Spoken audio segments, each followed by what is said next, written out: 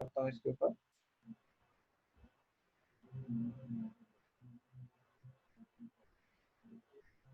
अच्छा, हमारी खत्म होने से पहले मरियम का भी मेरा ख्याल है मैसेज आया था, मरियम ने भी कोई मुझे क्वेश्चन भेजा हुआ है, मैं जरा वो भी क्वेश्चन सॉल्व करा देता हूँ आपको। होल्ड ऑन, मरियम का क्वेश्चन।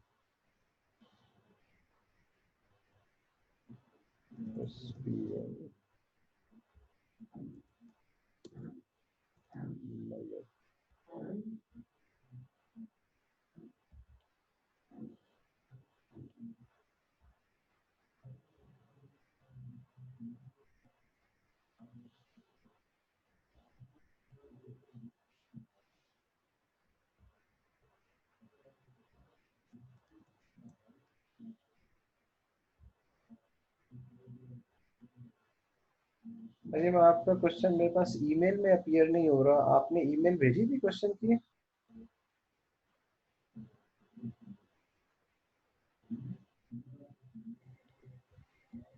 मरियम, आपका क्वेश्चन मेरे पास ईमेल में अपीयर नहीं हो रहा, आपने ईमेल पे भेजा था क्वेश्चन या व्हाट्सएप पे भेजा था?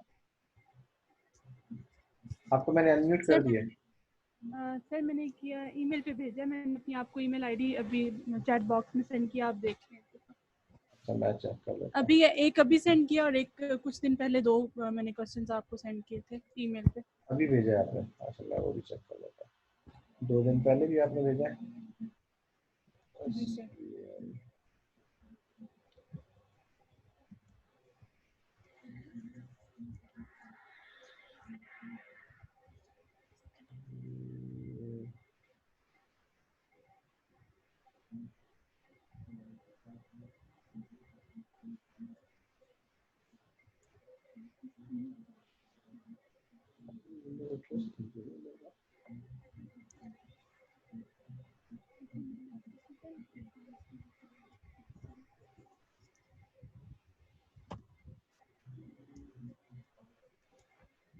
मैंने आपकी जो ईमेल है ना उस पे मुझे सिर्फ वो आपकी ईमेल आई हुई है जिसमें आपने लिखा था कि क्लास की वीडियो आपने मांगी थी।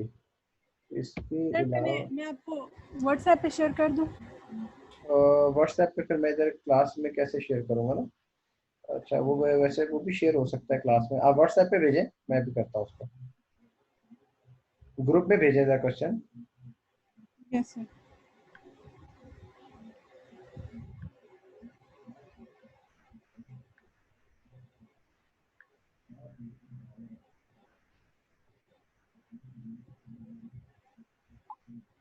Done sir.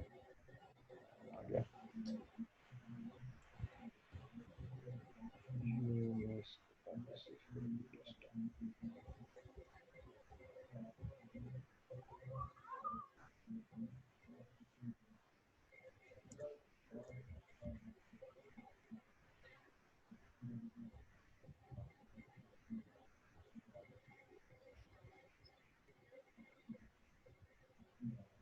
क्वेश्चन नंबर 13 जो आपने भेजा है, जी sir. Doctor Sona leading eye specialist वाला, ये मैं भी सबके साथ स्क्रीन शेयर करता हूँ।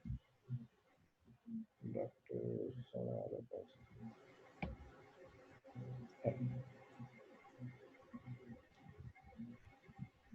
अच्छा जी, डॉक्टर सोना is a leading eye specialist. Dr. Sona, Dr. Sona is a leading eye specialist. He manages a private clinic. A summary of his receipts and payments for the latest tax year is as follows. Consultation fee आई है भाई को 44 लाख रुपए की, surgery से पैसे बनाए हैं 3.9 मिलियन। तो ये टोटल तकरीबन प्रॉपर्टी इनकम है, यानी 44 लाख रुपए प्लस 40 लाख रुपए, 84 लाख रुपए। ये आई स्पेशलिस्ट का काम भी अच्छा है वैसे है। अच्छा, फिर उसके बाद प्रॉपर्टी इनकम 10,62,000 रुपए, अदर इनकम है उसकी 75,000 रुपए की।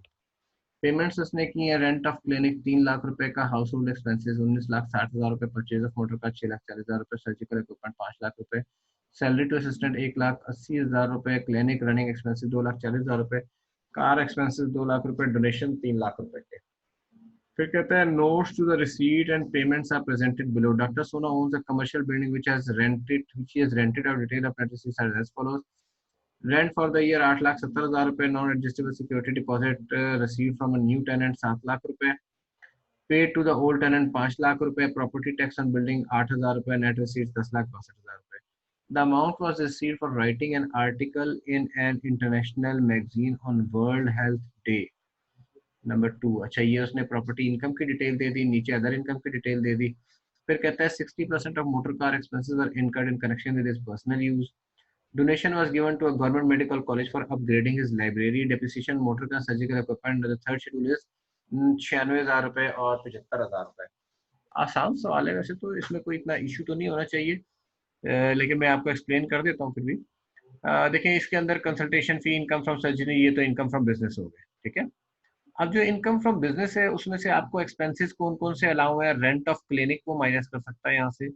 हाउस होल्ड एक्सपेंसेस ऑब्वियसली यहाँ से माइनस नहीं कर सकता क्योंकि वो उसके पर्सनल एक्सपेंसेस हैं.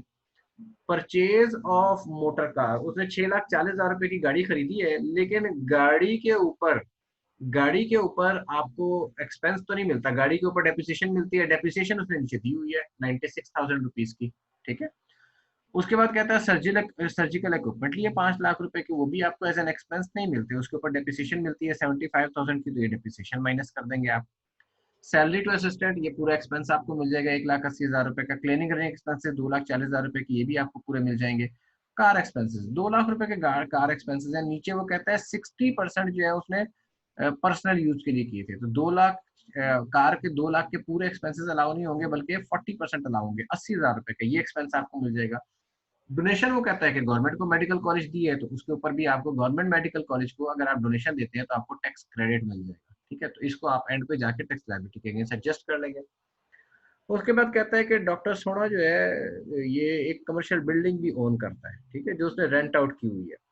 तो कमर्शियल बिल्डिंग का जो रेंट है 8,70,000 रुपए, ये इनकम फ्रॉम प्रॉपर्टी हो जाएगा. जो उसने नए टेनेंट से पैसे वसूल किए हैं उसमें से पुराने टेनेंट को जो पैसे पे किए हैं उसने, paid to old tenant receive 3 years ago. अच्छा, पुराने टेनेंट से 5 लाख रुपए लिए थे तो 3 साल पहले उसने लिए थे, इसका मतलब है पिछले 3 सालों में वो 50-50 हजार रुपए टैक्स के लिए ऑफर कर चुका होगा, यानी 1.5 लाख रुपए अब तक ऑफर कर चुका होगा. तो जो नए टेनेंट से 7 लाख लिए हैं उसमें से 1.5 लाख रुपया माइनस करेंगे, बाकी जो फिगर बचेगी उस फिगर को डिवाइडेड बाय 10 करके आप टैक्स के लिए ऑफर कर देंगे, ठीक है. अच्छा, उसके बाद कहता है amount receive for writing an article in an international magazine on world health day, तो 75,000 रुपए ये उसकी इनकम का पार्ट बन जाएंगे, इसमें कोई मसला नहीं है. तो ये इस सवाल के थे, इस सवाल को इस तरीके से आपने सॉल्व करना है. अब आप इसमें कोई क्वेश्चन पूछना चाहती हैं, कौन सी बात आपको नहीं समझ में आ रही वो मुझसे पूछ लें.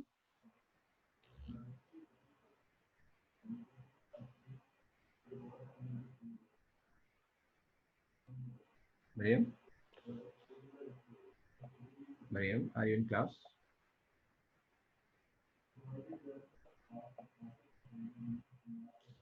जी. जी सर, मुझे समझ आ गई सर. इसका फॉर्मेट जो था ना वो थोड़ा अजीब सा था, इस वजह से मुझे पहले समझ नहीं आ रही थी. ठीक हो गया, तो सर अभी क्लियर है? ओपन, सर एक और क्वेश्चन था. जी पूछें. ओपन एंड म्यूचुअल फंड्स कौन से होते हैं सर? ये ओपन एंड म्यूचुअल फंड हो, क्लोज एंड म्यूचुअल फंड हो, आपने जो बात याद रखनी है ये असल में आपका ना, ये इनकी आप डिटेल पढ़ेंगे जाके जब आप इंशाल्लाह ताला मॉड्यूल ई में पहुंचेंगे, ठीक है. वो फाइनेंशियल आपके जो ये कॉर्पोरेट लॉ का एक सेपरेट कॉर्पोरेट लॉज आप पढ़ेंगे वहाँ पे. अभी यस सर. फिलहाल आप ये याद रखें कि ये ना जो आपके एग्जाम के पर्पज के लिए ये जो म्यूचुअल फंड्स है ये सारे के सारे समझे कि लिस्टेड कंपनी के शेयर्स. तो अगर ओपन एंड आपके इसमें ये आता है एग्जाम में कि म्यूचुअल फंड के यूनिट्स आपने खरीदे हैं, तो आपने क्या करना है, इसके ऊपर इन्वेस्टमेंट इन शेयर्स वाला टैक्स क्रेडिट आपने कैलकुलेट करना इन्वेस्टमेंट इन शेयर्स वाला. है. हाँ, यस सर. सर मैंने अभी आपको एक और क्वेश्चन भी शेयर किया, वो भी प्लीज करवा दें. लास्ट वीक मैंने आपको कहा था उसका, अच्छा बेटा करा. वो भी व्हाट्सएप ग्रुप में जी किया. मैं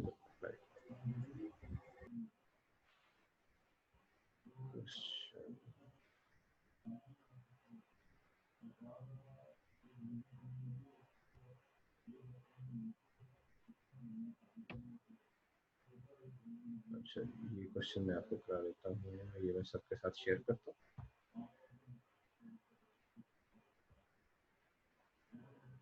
ये हो गया. अच्छा जी, ये क्वेश्चन हमें क्या बता रहा है? ये क्वेश्चन हमें कहता है कि जनाब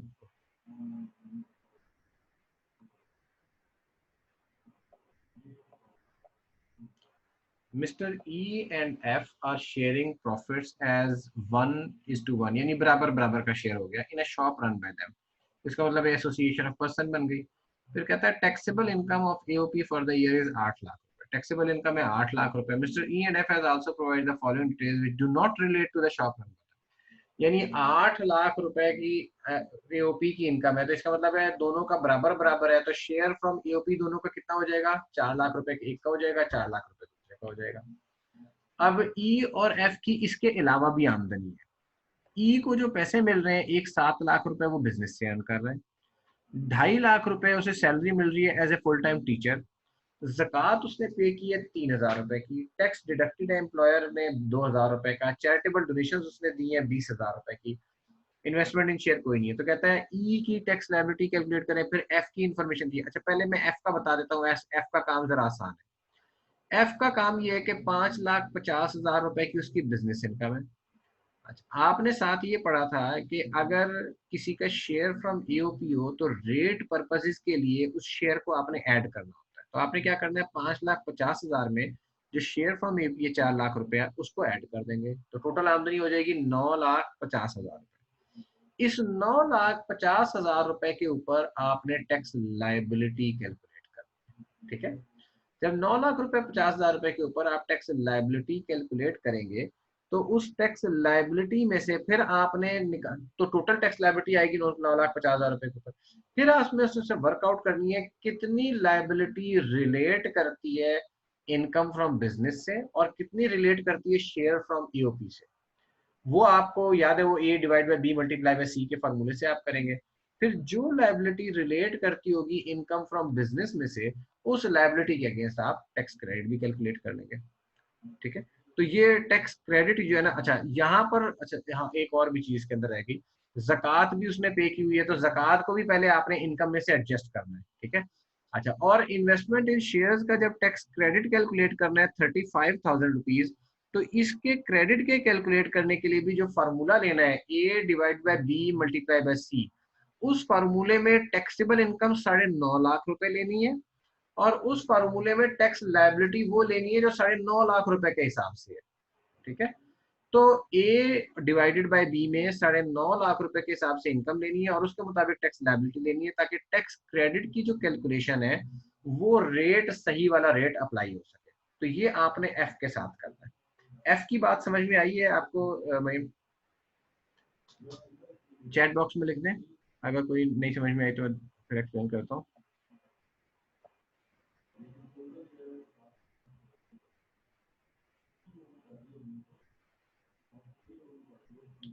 ओके, अब आते हैं हम दूसरे पार्ट के ऊपर ना, जिसमें इनकम फ्रॉम बिजनेस के साथ अब इनकम फ्रॉम सैलरी भी है एज ए टीचर। अब यहाँ पर भी काम तो पहले आपने वही करना है कि सारी इनकम को आपने ऐड कर देना है और उस इनकम के ऊपर टैक्स लायबिलिटी कैलकुलेट करनी है। लेकिन यहाँ पर आपने साथ एक और काम भी करना है।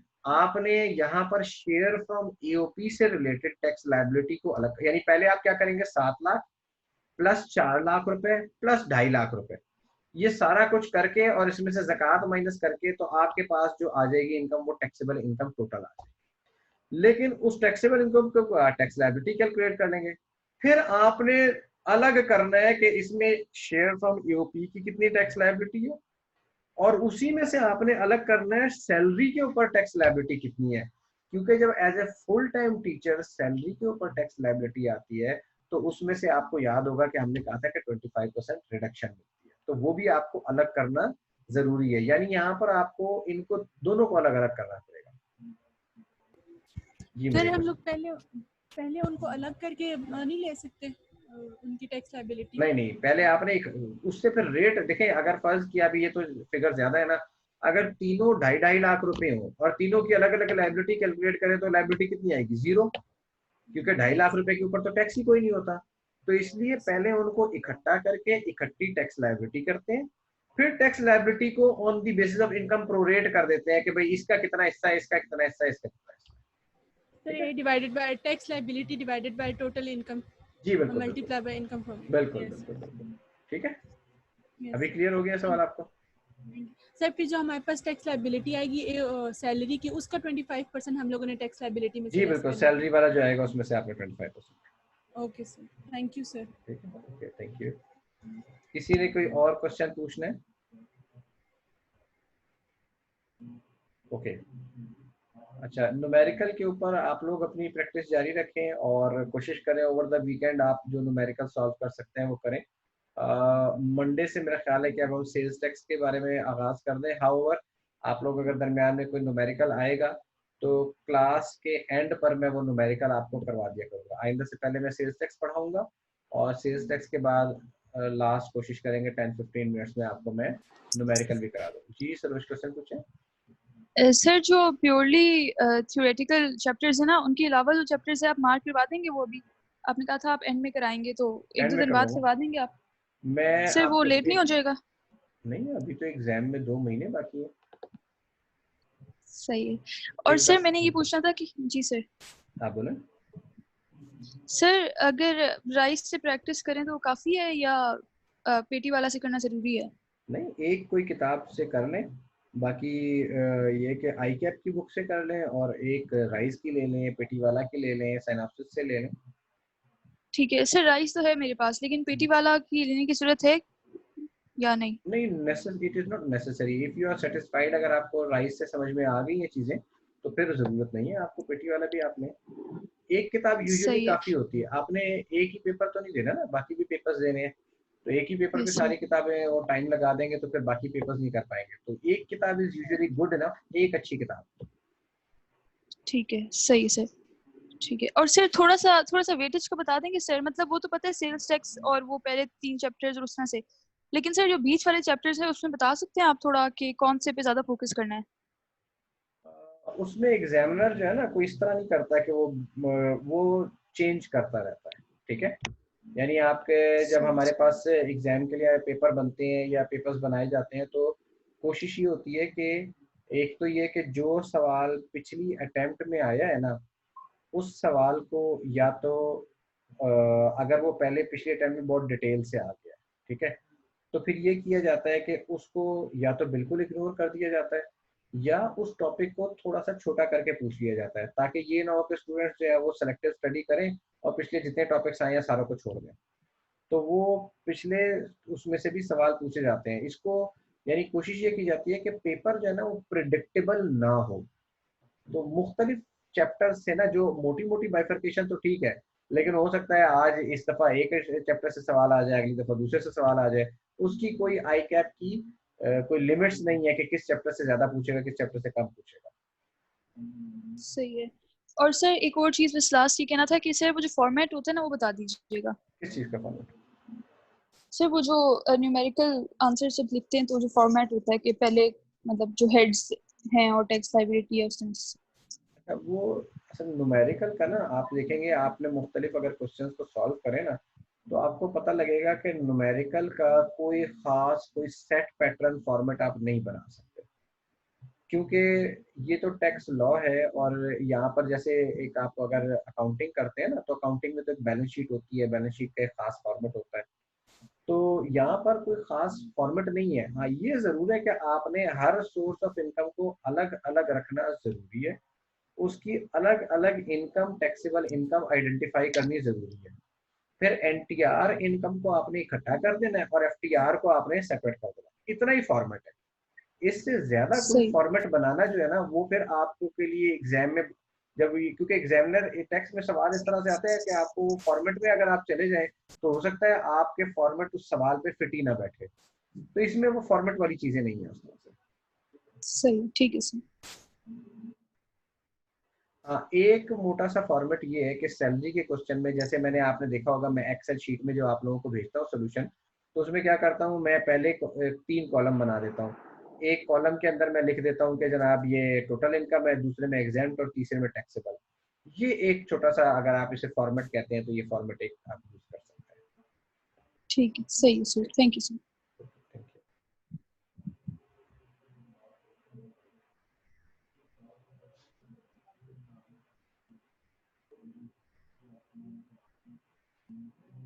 कोई और क्वेश्चन किसी का?